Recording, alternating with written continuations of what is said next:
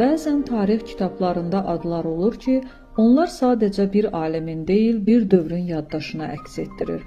Sara Aşurbəyli məhz belə simalardandır. O daşlarda yazılan tarixi oxuyan, xəritələrdə itən şəhərləri danışdıran, Bakının sükutunu elmi faktlara çevirən nadir tarixçilərdən idi. Onun qələmi ilə Azərbaycan tarixi təkcə araşdırılmadı, yenidən anlaşıldı. Həyatı mübarizələrlə dolu tarixçi alim 1906-cı ildə Bakıda Balabəy Aşurbəyevin ailəsində dünyaya gəlib. Milyonçu Aşurbəyevlər ailəsinin ilk övladı olan Sara xanım təhsilə çox maraq göstərirdi. İstanbulda Janna Dark adına fransız kollecini, Azərbaycanda Bakı Dövlət Universitetinin Şərqşünaslıq fakültəsini bitirən Sara xanım Şərq və Azərbaycan tarixi üzrə ixtisaslaşır.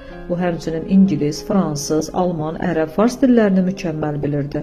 Eyni zamanda Sara xanım rəssam və musiqiçi idi. Ailə mənsubiyyətinə görə ağır siyasi təqiblərə məruz qalan fədakar xanım dram teatrında rəssam və dekorator məktəbində müəllim işləmişdir.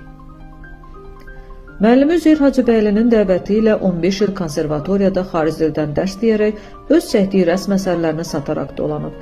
Casusluqda ittiham və təqib olunması illərində xarici dillərə yiyələnməsi və rəssamlıq təhsili ona ağır yaşam illərinə tab gətirməkdə böyük yardımcı olur.